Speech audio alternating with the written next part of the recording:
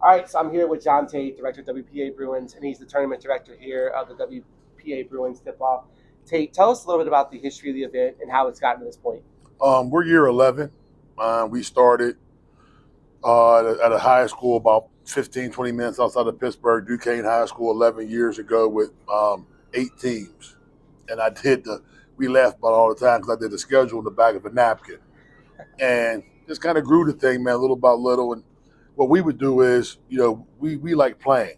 So we would go to other people's tournaments and say, hey, man, we don't mind coming to you in Texas or in Georgia or in D.C. or in upstate New York or in Indy or in Michigan. But, why don't you guys, come to us as well? And that's how it really got to where, we were getting more nasty ranked programs. And when you get your FBCs and your West Virginia Thunders and your takeovers and things along those lines, that attract your team Durants, that attracts the other high profile clubs because they want to play against each other. And we got in 2018 we had about 250 260 teams. We were spread out in 29 different locations, and it just wasn't feasible. And we got a call one day from a lady at Sports Pittsburgh, and she says, hey, I heard you had a big tournament a couple of weeks ago. I said, yeah, we've been running for a couple of years. She said, well, how would you feel about doing something like that in the convention center? I said, I don't know. I never thought about having a convention center. So I walked through them with that process. People that visit Pittsburgh, the Sports and Exhibition Authority, have been really supportive. This is our 5th year here in the convention center, and it's much easier from a logistics standpoint. I know the coaches and the parents, and the players love it as well because everybody's here on site. But we just try to put a good product on, man. I got a great support staff who,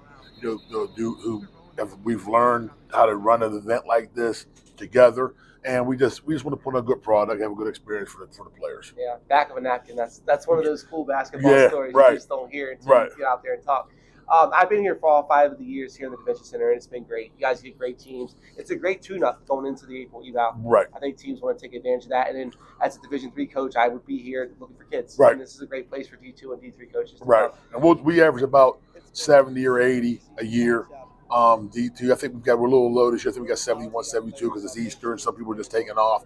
But we use it as that. I mean, that's how we promote the event. We're gonna have D2, we're gonna have D3. We got 4 McDonald's All-American people here. We got basketball Bob here.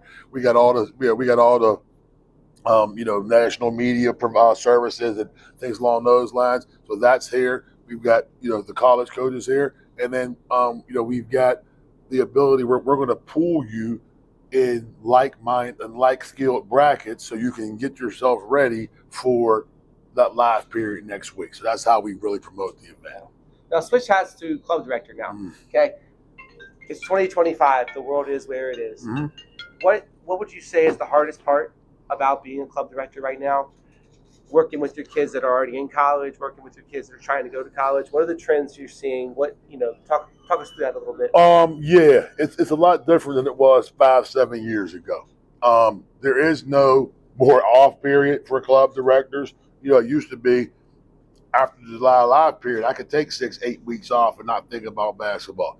Those days are over. And then you used to have a little dead period right in the high school season, but now where the Final Four falls in the portal, that's as busy a time as ever. We had kids in the portal, coaches getting new jobs and things along those lines. So it's hectic, man.